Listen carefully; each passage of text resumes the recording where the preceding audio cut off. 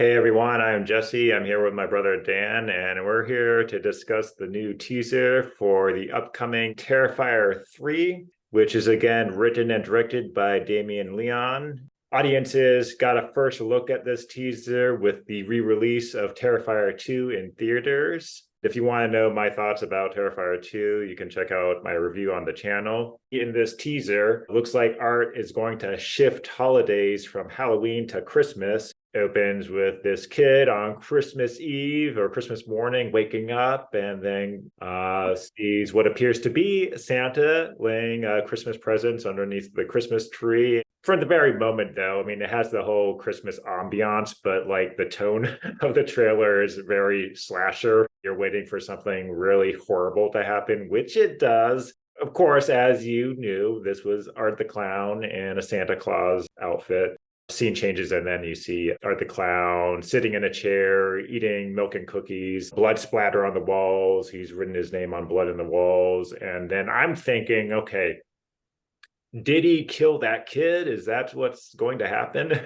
Are they going to actually like do one of those like cinema sins where they kill a kid? I was compelled by the first film because it does cross a line, right? When he saws that woman in half, there wasn't any equivalent to that in the sequel film where you're watching something that just kind of boggles your mind, and you're in this place where it's like, what has gone wrong in my world? I mean, this director is a madman. That's one of the kind of like sadomasochistic payoffs of the splatter film, and I didn't quite ever get that in the sequel, which would be my one critique. I agree with you, and I mentioned this before in my review of the sequel that still that's hacksaw scene in the first movie is the most excruciating kill of the series for me. I heard that Damien Leone is going to make the tone of the third movie more akin to the first movie's tone. Terrifier 2 took a very kind of fantasy, supernatural turn and shift in tone, and that he wants to bring it back to the dark, gritty, like slasher tone of the first movie. What was your opinion on the sequel movie, Terrifier 2? Did you like it? I really liked it. I didn't like it as well as the first one, though, and I think that I really respect that they try to do something different. So Leon wanted to do something more like the kind of like dream quality of the Nightmare on Elm Street films, where there is an encroachment on fantasy at a certain point, and it felt very much like, kind of like the fantastical ambiance of an 80s film, an 80s fantasy film, something like Legend by Ridley Scott, maybe. So it was really cool and vivid, and yet at the same time, I missed the stripped down, gory grittiness of the first film. For me, the payoff, of course, is that I'm going to see this atrocious splatter film that's going to test my endurance as a gore hound. So if the film's going to be returning more to that format, or if I guess the series is going to be returning more to that format, that I would love that. I certainly was compelled by the changes and the reworking that happened in the sequel, but I wouldn't necessarily want to see those things take over the series. Yeah, I do love like the brutal efficiency and simplicity of the first movie.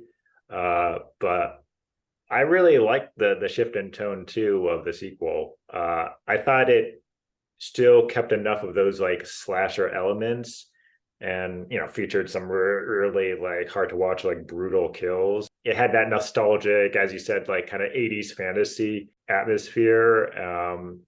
Almost like an 80s cartoon is the way I watched it. And it does What peak. 80s cartoons were you watching? Well, like I think Legend is a good example, and I didn't Yeah. even think of Legend because like the golden armor she wears, like it actually evokes Tom Cruise's kind of outfit there. I don't know, even like something like He-Man, and Mm. the, kind of the aesthetic of that. Supposedly, Leon is gonna give more insight or explanation to the supernatural happenings of the sequel in this one. Yeah, I look forward to it, and I really dug the teaser. I am a little concerned by what you said about him providing more explanation for the supernatural elements, because this is a point that I've read about online. People have objected to this in Terrifier, or have been worried about this eventuality. But if if you explain too much about Art, then he's not going to be the same character anymore. I think one of the things that makes him a really memorable monster is that you really don't understand where he came from, what motivates him. There isn't a kind of formative trauma like there is for Jason Voorhees or Freddy Krueger. This isn't vengeance or atonement, and it doesn't have any kind of clear motivation to it. And I think that's one of the things that really makes him stand out as a killer. He's similar in some ways maybe to Michael Myers, because although than the initial moment with his sister, we don't really know what motivates Michael.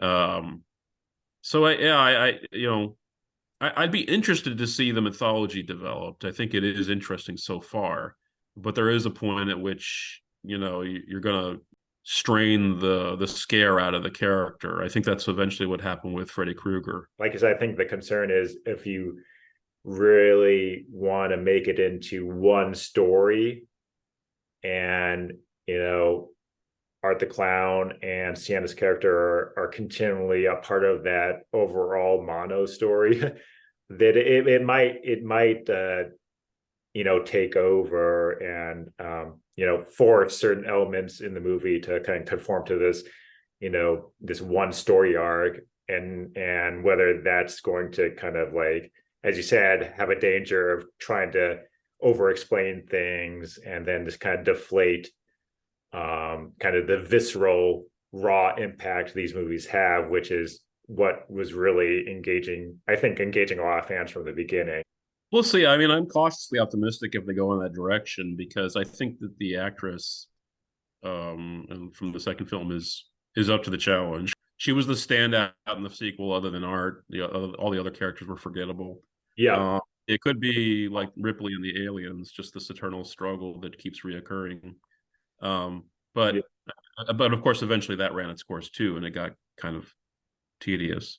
As we mentioned, I do wonder if they're going to really like cross the line in terms of like Art the Clown's victims, because in the sequel, Sienna has a brother, and at the end of the film, like Art the Clown is like cannibalizing him, but he's not as like intentional about murdering the kid, her brother, as he is with his other victims. Like he really takes his time with her brother. Yeah. That's narrative license, right? Why is he taking so long? Because we have to give Sienna time to like come and stop him. But if it pushes the lines on those things, I'll have to see what my reaction will be, because like Damien Leone, I have a lot of trust in him as a filmmaker, is doing another sequel, but it's going to give us, experiences and a visceral kind of experience that we haven't seen yet. Something that's not going to like pull its punches or water itself down. Well, in both films, and the trailer looks like it's in keeping with that. Both films are just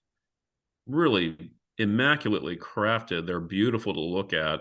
The cinematography is gorgeous. The color palette is saturated and lurid. They're just beautiful, beautiful films. And the trailer looks like, Leone is keeping with that same style. All right, so those are our thoughts on the Terrifier 3 teaser. I think we can say we're both excited for the sequel, and definitely we'll do a review of it when it comes out.